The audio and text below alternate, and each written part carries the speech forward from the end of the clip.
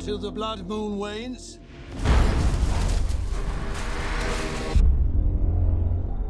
You will never truly be safe. The wolf.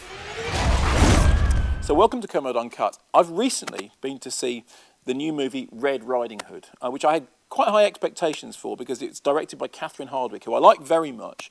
She made 13, but more significantly, she made Twilight. And as you know, if you're a regular here on Kermode Uncut, I am a big Twilight fan. And I went in thinking, well, it's a very good choice of director because obviously, you know, with the Twilight saga, she'd done stuff which was to do with, you know, young girls and wolf-like creatures and romance between the two.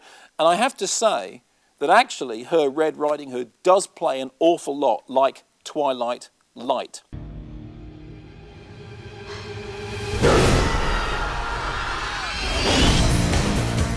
I've never seen a beast as strong as this. If you love her, you'll let her go. We all have secrets.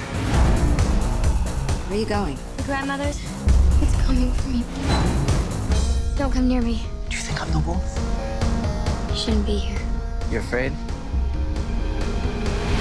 And as I was watching it and not being half as engrossed by it as I wanted to be, I started thinking of all the other versions of Red Riding Hood that I've seen in the cinema that really did fire me up. I mean, the most obvious one is the Angela Carter scripted Neil Jordan film Company of Wolves. Now, many of you may be too young to remember it, but I remember being in the cinema in the Odeon Leicester Square, seeing the very early performance of Company of Wolves.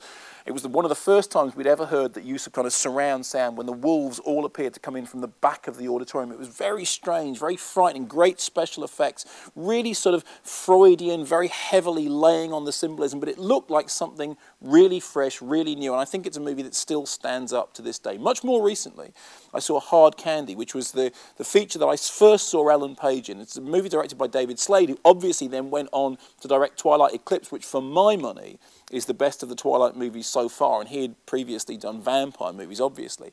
In Hard Candy, you have this very interesting retelling of the Red Riding Hood myth. You have Ellen Page as the apparently young girl who's incredibly strong and very resourceful, who goes up against Patrick Wilson's paedophile wolf. And I think it's a really interesting retelling of that story. And that got me thinking about a film which I'm sure you're all familiar with, Freeway.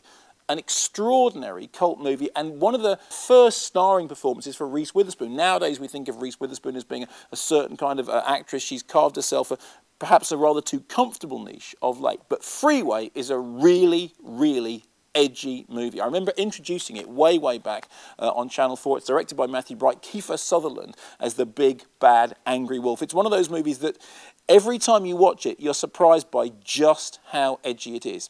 And then, and finally, I'd like to fly the flag for a film by somebody who gets an awful lot of slagging here on the blog, not least from me.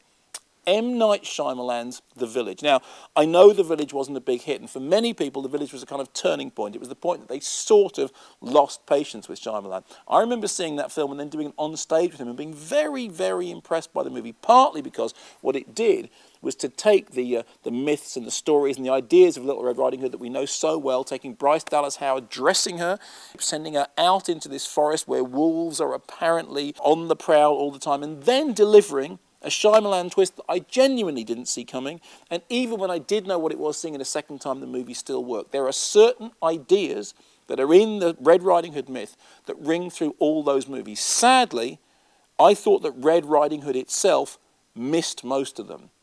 But maybe you know better. What's the best screen adaptation of the Red Riding Hood story? Let me know. What big eyes you have.